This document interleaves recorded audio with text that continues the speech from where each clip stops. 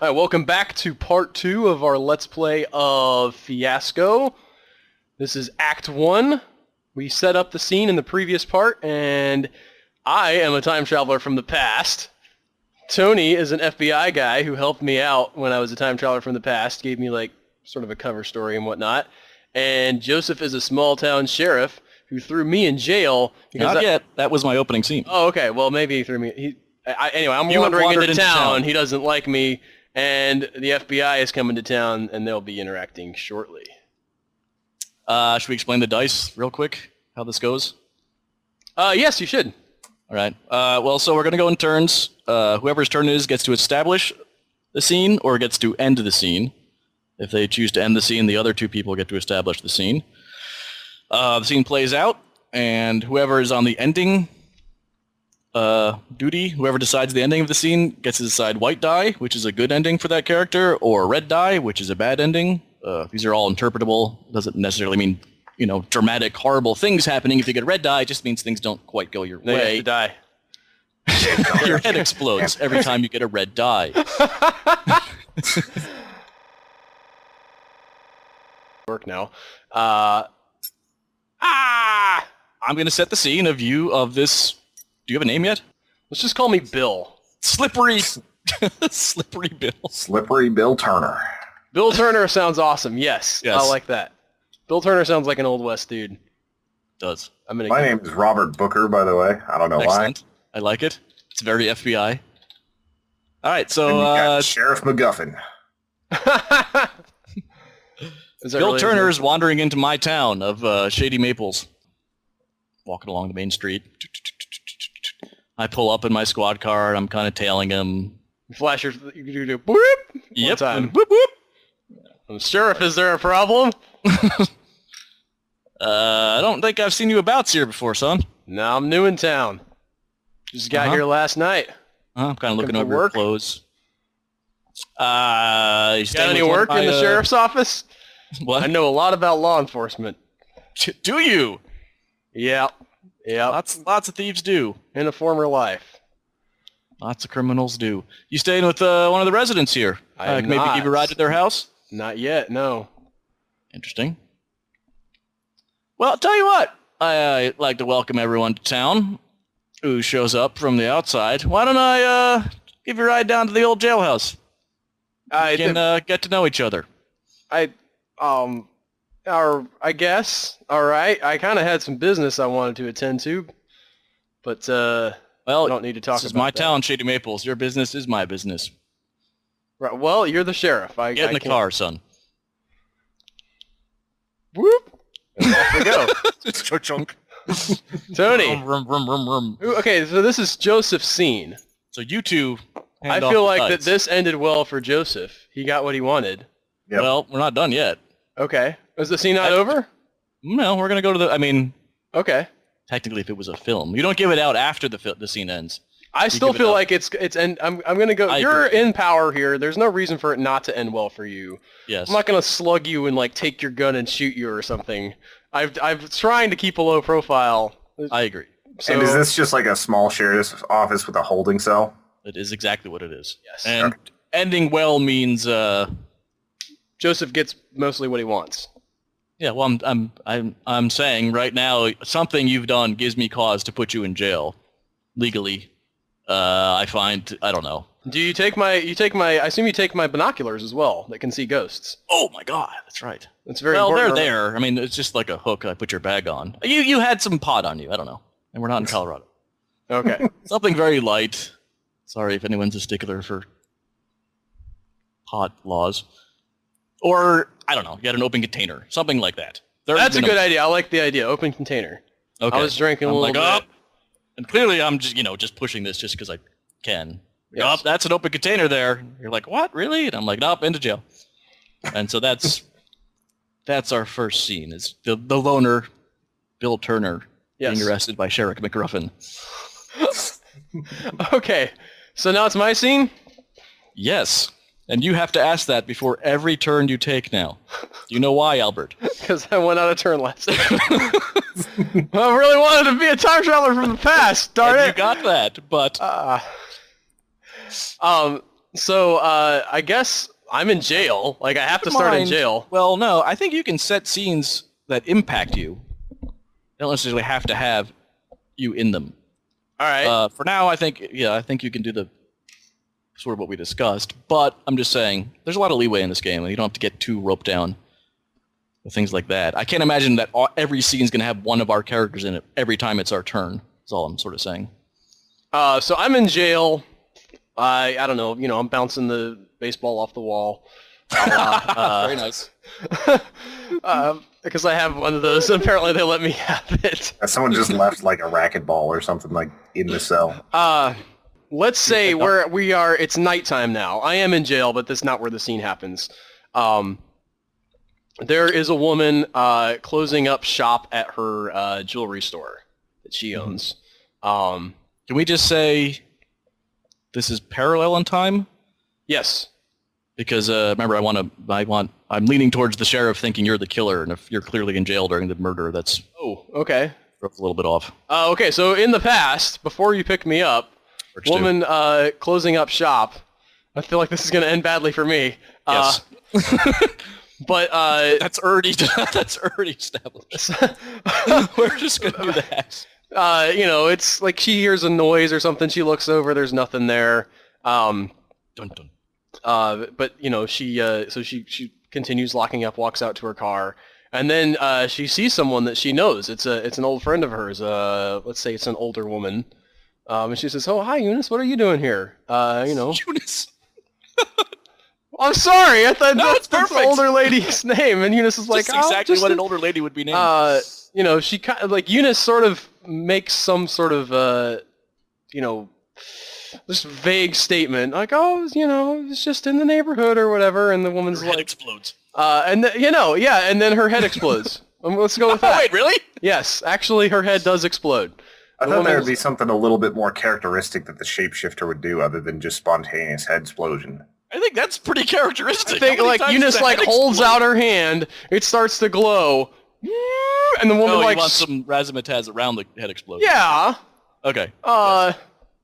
And she's like, I have need of your services or whatever, and then just blam, her head explodes, and that's the end of the scene, which ends badly for me because then now I'm a suspect in the murder of the head exploding.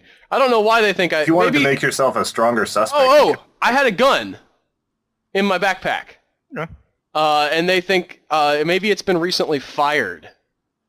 I'm just gonna point out that for Sheriff McGruffin, you not being part of the town, like he knows everyone. This is like a very small. Yes, but I didn't explode somebody's head like with my hands, probably. I don't know. If I had a gun, if I have a what hippies get up to. Caliber weapon, maybe he's suspecting me of that. I just like the idea that I have a gun, and the sheriff, maybe I'm not, I don't have a concealed carry permit, Joseph, and it's in my backpack.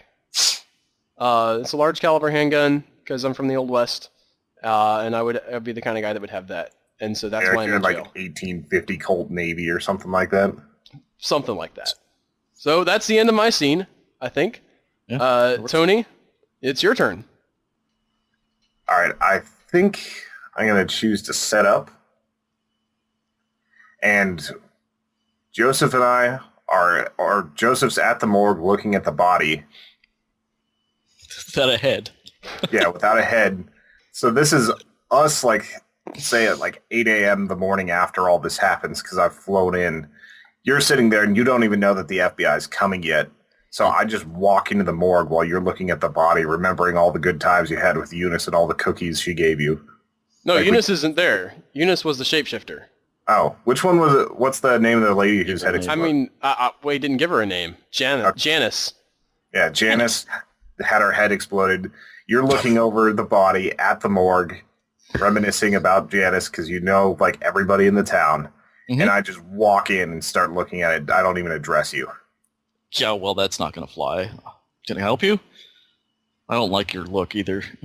You're all black suited and square, boxy person. Yeah, the cut of your jib, sir.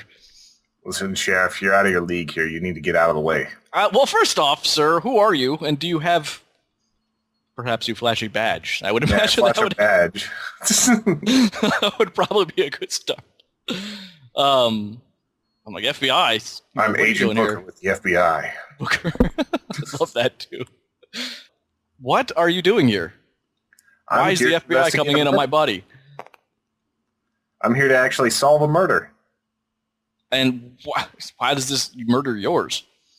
Oh, well, you don't really see what's going on here, do you?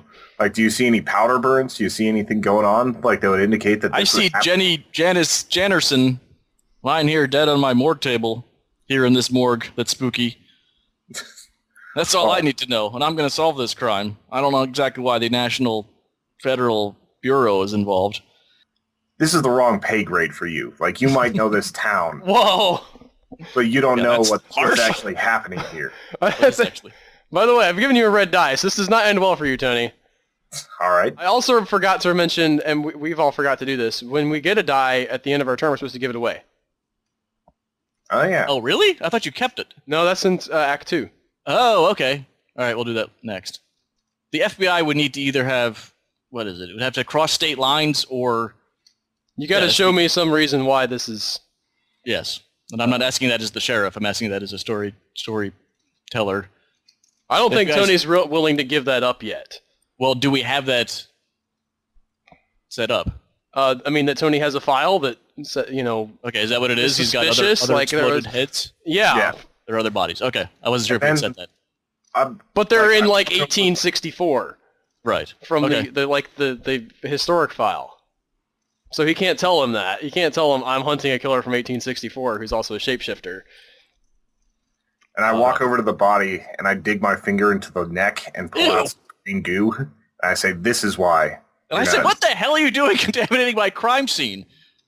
Oh, obviously you haven't looked hard enough. This is indicative of something entirely different than what Can I you're throw used Tony to. in This jail? isn't some normal killer. I don't feel like this is a bad ending for you, Tony. Can I throw Tony in jail for doing that? I mean, I can. Does the table say I can throw Tony in jail for doing that? Oh, man, I mean... I'm sure there's a desecrating a corpse thing that, like... You can't come up to a crime scene and just randomly start sticking your finger in neck holes. Yeah, you haven't shown me... He hasn't shown you any justification. I don't know. I feel like that's a pretty big fight to pick, though, with the FBI. It'll clear up in like an hour, but it would also throw you two together in the same room. That's true. We would be in the same holding cell, and I could be like, what the hell are you doing here? So, I think I would say that if to it you. ends badly for me, I get arrested too, and like you don't care about the consequences. You're just protecting your town. And the crimes, you can't do that. Also, I think Joseph is really, really has a lot of pride. And that he's going to let that sort of guide I'm not saying him. I'm a good cop. Like, you know, he's like I just don't desecrating like a corpse. outsiders. Yeah. I might be a racist cop, too. Oh, Tony's black or green? Whoa! Whoa! It's like in the heat of the night! That's it. All right, no one recognizes that. I'm Good. sorry, I haven't seen that movie. Sidney Poitier, Academy Award winner. No, I know who Sidney Poitier is. Yeah. Excellent, good enough. I did Imagine, not, haven't imagine seen that Tony movie. is Sidney Poitier. Okay. All right. Although Tony's not cool enough to be Sidney Poitier. To be fair, Oh. most mortals aren't cool enough to be Sidney Poitier, except Sidney Poitier. But Yeah, like South Park, where he turned into that giant. So turtle Joseph's with, like, his listen. hand.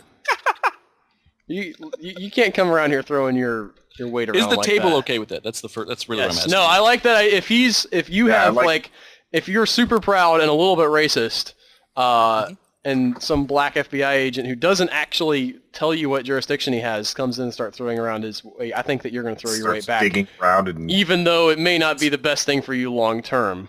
Yeah. You're Again, making I'm not saying I'm a good cop. you're a loose cannon, MacGuffin. All right. Yeah. I arrest Tony. All All right. right. So let's everybody give their dice away before we Okay, continue. I don't I think would go first. Hang on. Yes. Can I elect to keep it, or I have to give it away? No, you have to give it away to somebody. All right, whatever. I'll give it to Tony. Right now, that doesn't quite matter. Now, Al gives his. I will give you mine. Tony gives All right. his. So I give that to Joseph. Okay, Joseph has 2 red. Tony has 1 white. I have none. That is cool. It's Joseph's scene now. It is my scene. It's you two in jail, and I'm making phone calls. Just say you can have us set up the scene. Oh if yeah, you that want, works too. And then you can figure out I have how it ideas. ends. I'm more than open to you setting up the scene. I mean, we already established, the likelihood that me and Tony end up in the same jail cell. Yeah. You've thrown in, and I'm like, what are you doing here? It's been a long time.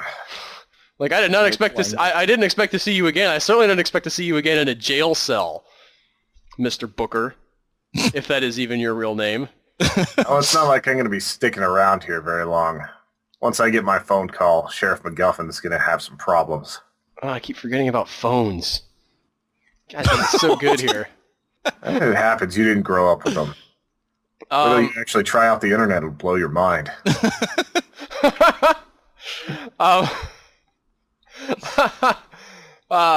Listen, all this newfangled stuff, it's too much for me. Cars, I think, is about all I can handle.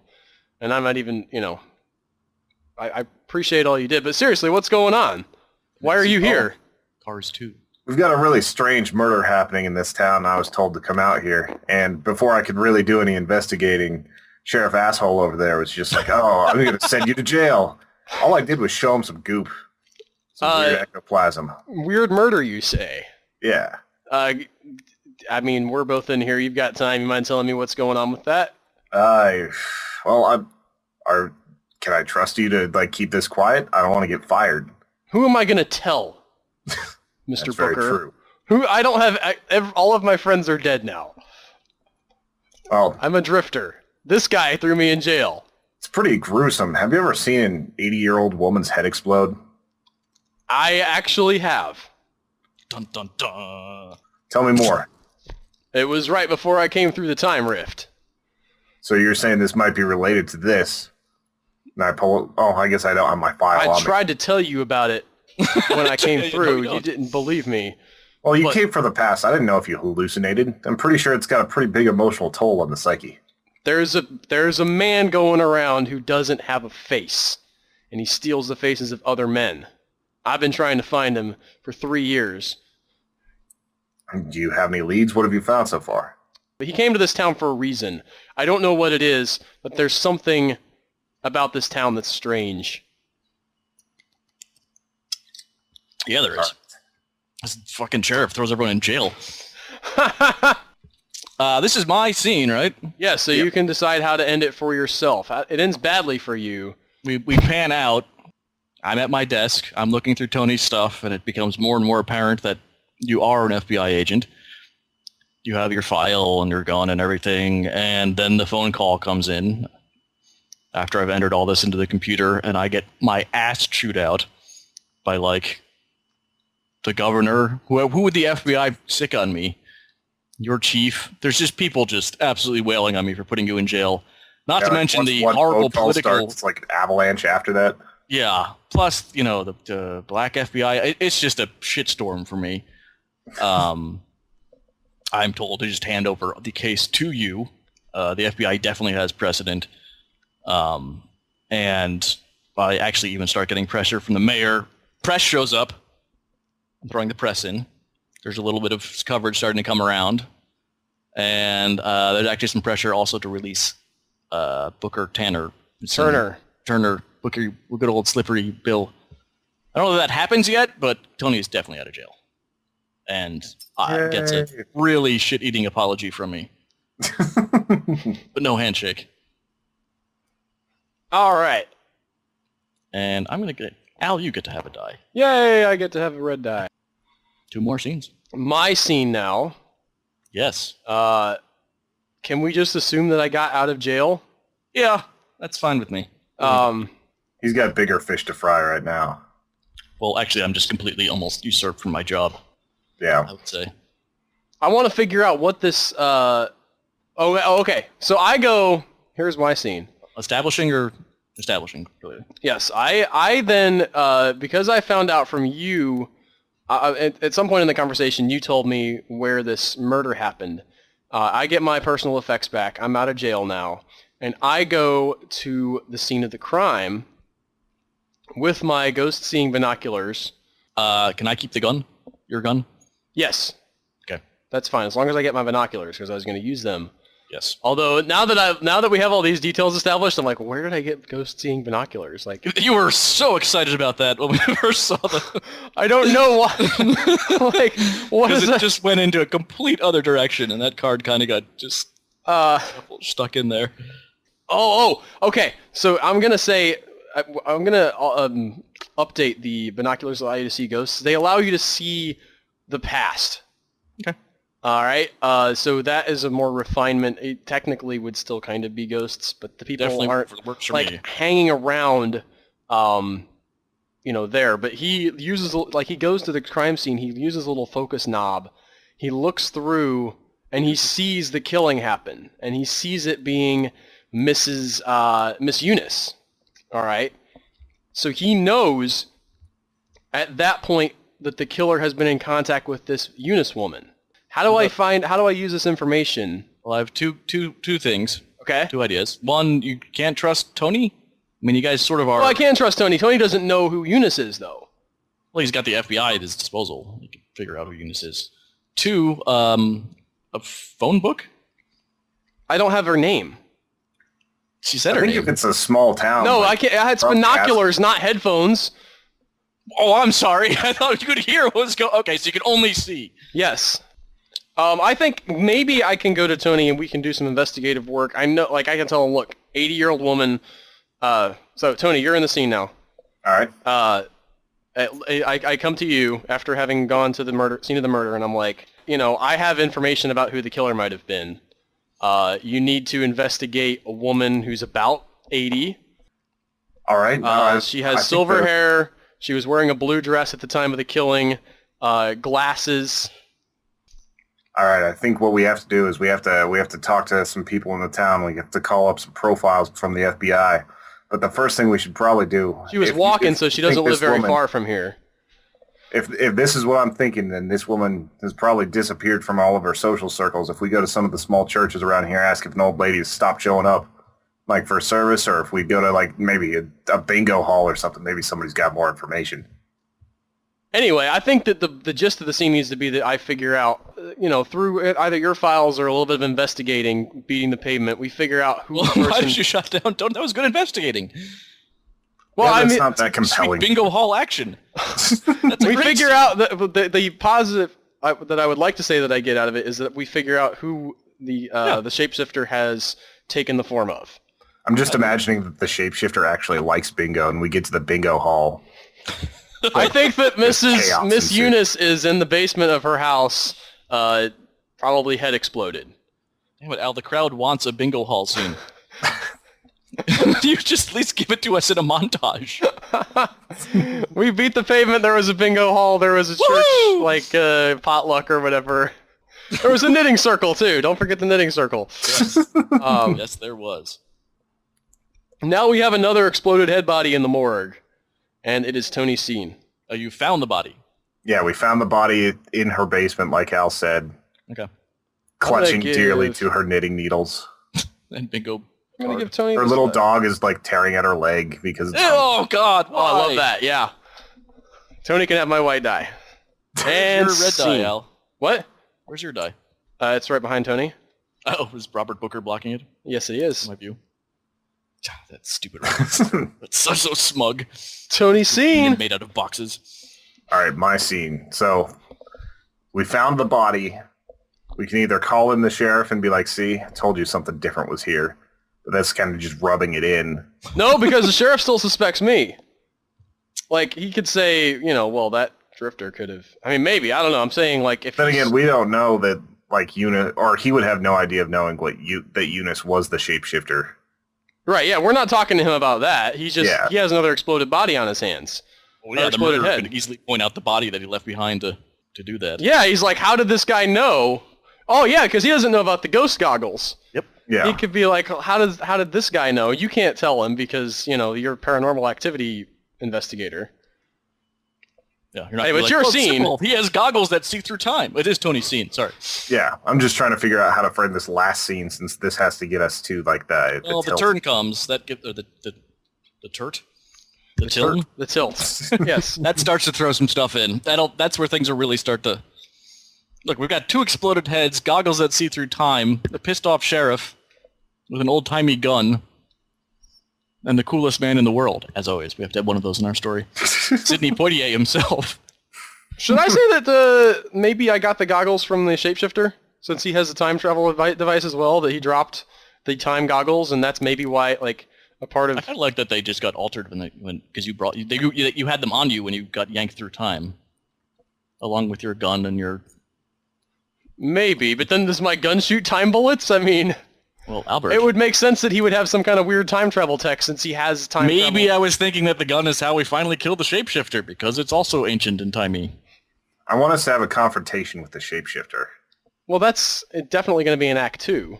We haven't found him yet. Like We're searching... the first time... No, it would be not a bad end of Act 1 to have another run-in. What if, like, you guys walk out of the morgue and see Miss Eunice walk past you? And, like, there's that, like, she, like, you know, the sheriff pulls his gun, the shapeshifter, like, freaks out, maybe turns into some weird, like, blobby thing and just starts sprinting away. I like that. I don't like the sheriff knowing that much. Okay.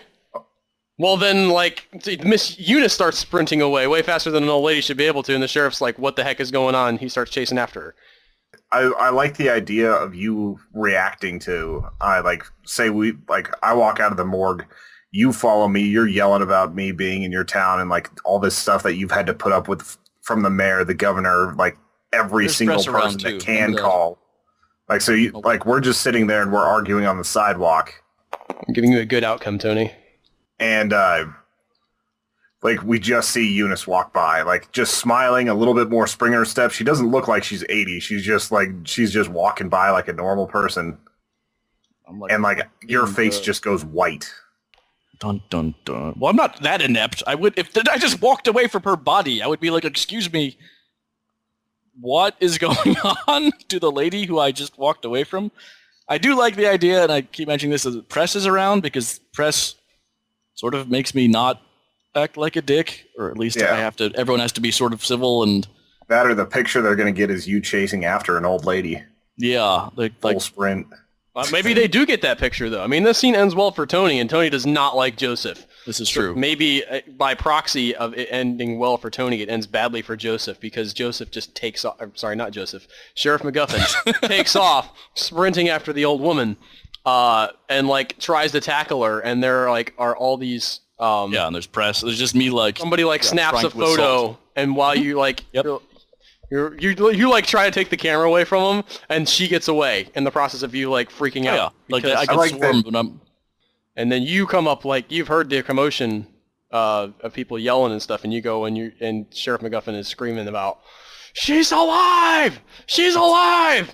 And you just like nod, like, all right, I know where this is going. But yeah, I'm just like on the steps of the morgue while you're like a quarter of a block down. And you have to give away your die, Tony. All right. I will give that to... I already gave it to Al, so... Give it to Al. Give it to Al. No, don't give it to Al. me. Give it to Al. Thank you. Tony! Do you understand how that goes? I know that we have lots of dice, and wouldn't that be a good thing for Al? No, it would not. No, more dice of the same color is good. Mixed dice is bad. Because we roll... In just a minute, we're going to roll... do we do that now, or for... Yeah, roll for the tilt?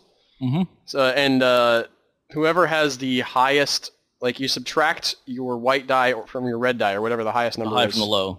So Tony's definitely going to have the high white, unless you roll, like, a crap roll. And me and Joseph are going to be competing for the high red. So I guess we should all do that now? Yeah. Roll for the tilt. Thank you, Tony, for not giving me that die. Jerk. Sorry. Whoa, that's not a die. Oh, I got a 6! Beat that, Joseph. You probably can beat that. I got a 9 on white. I got a 6! I don't know I got a 3. Okay. Shoot. Oh, wrong thing.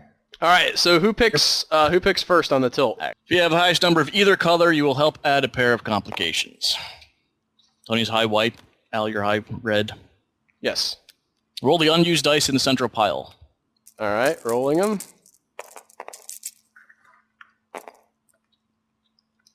Consult the tilt table on page 56 and choose 2 elements. Page 56. In your Fiasco book, which you should buy because it tells you how to play the game, and it's pretty sweet. All right, we have 1 through 6. 1 is mayhem, 2 is tragedy, 3 is innocence, 4 is guilt, 5 is paranoia, and 6 is failure. Who chooses first? Each high-scoring player chooses a general category and a specific element for the other guy's category. Okay. Tony, you choose your category. Damn it, I can't do an uncontrolled rampage. There it is. I'm gonna give you innocence, Tony. All right, what did you give me? All right, I could give you death, but I'm not going to. What? No, I meant what's the general category you're giving me? Tragedy. Tragedy. Death out of the blue. Somebody's life has changed forever in a bad way. Pain followed by confusion. Death right on time. Confusion followed by pain, or death after an unpleasant struggle. You have a 6 for death after an unpleasant struggle. I'm going to go ahead and say that I don't think my character lives through this story. Okay. He appears to be the sad sap. All right. But I don't know how you want him to die. Well, he just had an unpleasant struggle.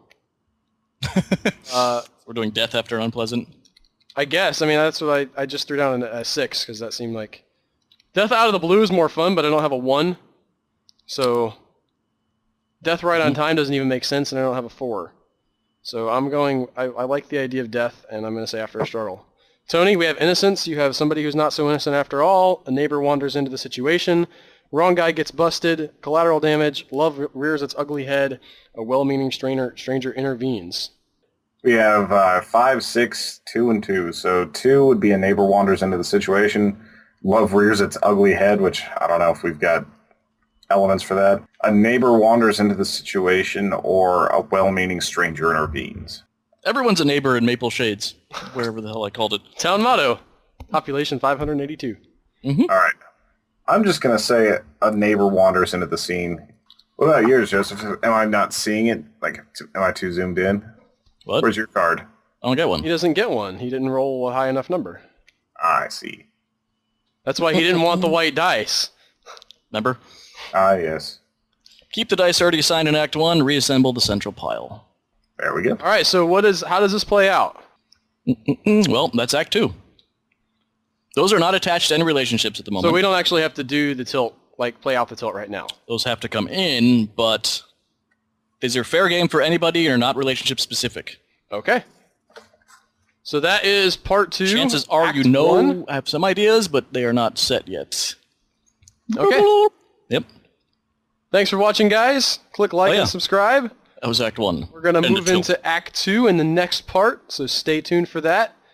And we'll see you Things next are time. about to go down. Yeah, they are. More than they already have gone down. Those ghost binoculars, man. What is going on? Woo-wee! Ah.